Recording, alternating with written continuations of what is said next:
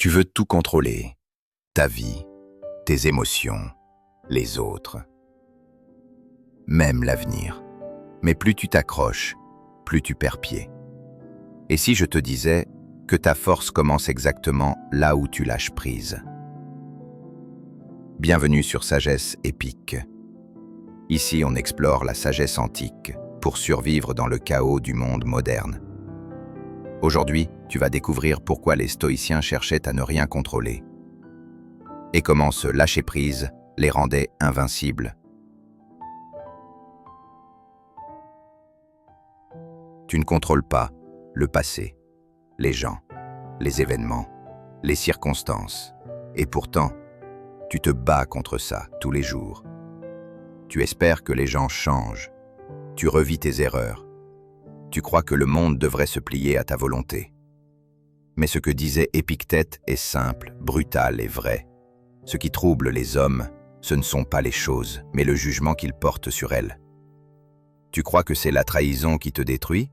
Non, c'est ton besoin qu'elle n'existe pas. Tu crois que c'est la pluie? Non, c'est ton refus qu'il pleuve. Un inconnu te bouscule dans la rue, tu t'énerves. Mais pourquoi? Parce que tu crois que ça n'aurait pas dû arriver. Mais le réel n'a jamais promis de te plaire. Et plus vite tu l'acceptes, plus tu redeviens fort. Abonne-toi maintenant, si tu veux apprendre à dompter ce que tu peux contrôler par ton esprit et lâcher tout le reste.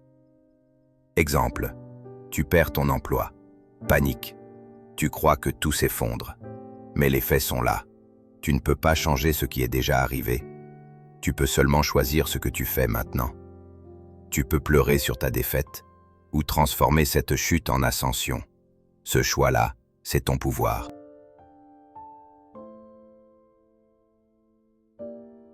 Tu peux contrôler tes pensées, ton attitude, tes réactions, ton regard. Imagine une tempête. Tu es là, au milieu du vent. Tu peux hurler, fuir, t'effondrer. Ou tu peux respirer, t'enraciner et observer. C'est là que tu deviens stoïcien. Si tu es affligé par quelque chose d'externe, la douleur ne vient pas de la chose, mais de ton estimation d'elle. Et ça, tu peux le révoquer. Marc Aurèle. Deux personnes, même situation.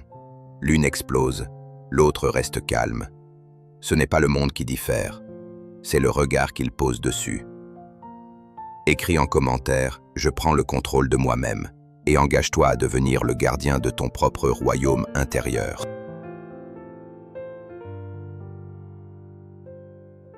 1. Observe tes pensées. 2. Ne crois pas tout ce que tu ressens. 3. Pose-toi cette question simple. Est-ce que cette émotion me sert ou me domine? Écris, respire. Et surtout, choisis ta réponse. Entre le stimulus et la réponse, il y a un espace. Dans cet espace se trouve notre liberté. Viktor Frankl.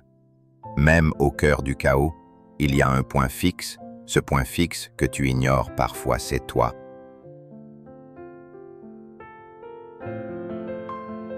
Lâcher prise, ce n'est pas abandonner, c'est choisir où tu mets ton énergie. Imagine un archer. Il vise une cible, mais le vent se lève. Il peste? Non, il ajuste. Il observe le vent et compose avec lui. La vie, c'est pareil. Tu vis des pertes, des trahisons et surtout des échecs. Tu ne peux pas tout éviter. Mais tu peux tout transformer, c'est là ta force. Envoie cette vidéo à quelqu'un qui vit une tempête. Ça pourrait être exactement ce qu'il ou elle a besoin d'entendre. Écoute attentivement cette histoire de Marc Aurèle. Rome est en feu. Des trahisons, la guerre, la peste. Marc Aurèle est seul. Le monde s'écroule. Mais que fait-il? Il prend un parchemin et il écrit « Le monde est changement, la vie est opinion ».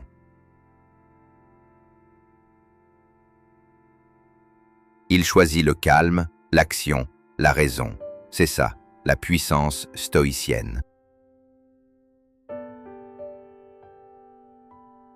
Tu ne contrôles pas ce monde, ni ton passé, ni les autres. Mais tu peux devenir maître de ton esprit, de tes pensées, et parfois, c'est tout ce qu'il faut pour triompher. Tu es né pour la grandeur, pas pour la plainte. Abonne-toi pour la suite et entre dans ceux qui cultivent la puissance silencieuse. Tu es sagesse épique.